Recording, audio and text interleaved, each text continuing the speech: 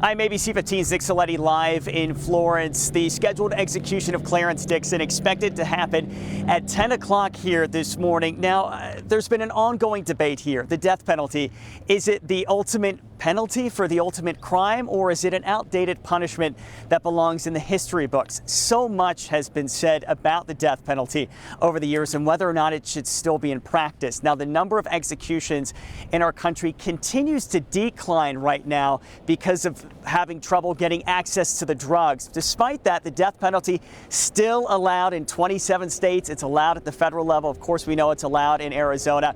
But what does it mean for the death penalty and this ongoing debate for the future? Clarence Dixon, soon to be the first person executed in Arizona in 8 years, and it's reignited a decades-old debate in this country. It's a solemn responsibility. As our state's top law enforcement officer, Arizona Attorney General Mark Brnovich tells me, he sees it as his duty to carry out the law. If you don't agree with the death penalty, then you can change the law. You know, in Arizona, obviously, we have an initiative process. You can change the legislature, you can change the policymakers like the governor. But I do, on a personal level, personally believe that people that commit the ultimate crime deserve the ultimate punishment. These killers are on death row for the last, 4 decades, getting food at taxpayer expense. Some of them getting college degrees and, living their lives. You have families that have lost a loved one forever, and they just want justice, they want closure. What would you say to the people who are watching this and say, you know what, there are just some people who commit acts that are just so heinous, they deserve to die for? There is an alternative, and the alternative is life without parole. Dale Bache is a retired federal public defender and tells me he's seen 15 of his clients being executed. We get to know our clients as people. We see their humanity.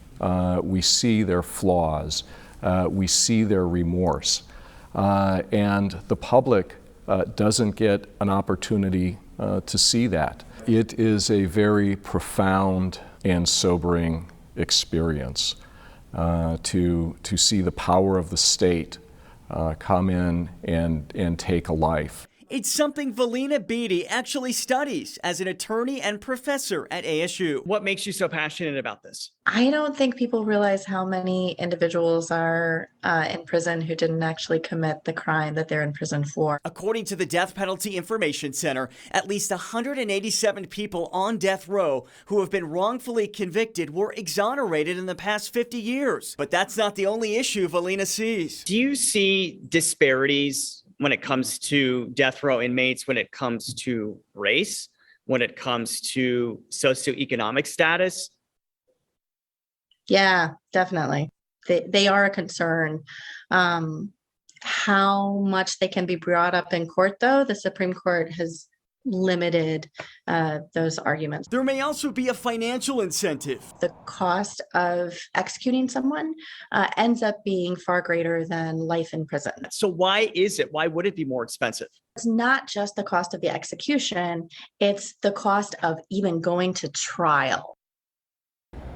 Okay, and it's not just the initial trial in a death penalty case, but all the appeals that come about after. So a defendant who is facing capital punishment is entitled to many more appeals than someone who would be given a life sentence, for example. So that appeals process, we know, is very long and it can be very expensive. Now, also Valina Beatty, the attorney and ASU professor, mentioned those socioeconomic barriers sometimes people have when it comes to hiring lawyers. We also talked about the racial disparities. She mentioned a study in our interview about how when the victim in the case is white, the defendant is actually more likely to face the death penalty for the punishment. There's many more studies as well that have been done on this. Of course, on abc15.com, we have much more information. Our team really diving deeper into this so you get all sides of this ongoing debate.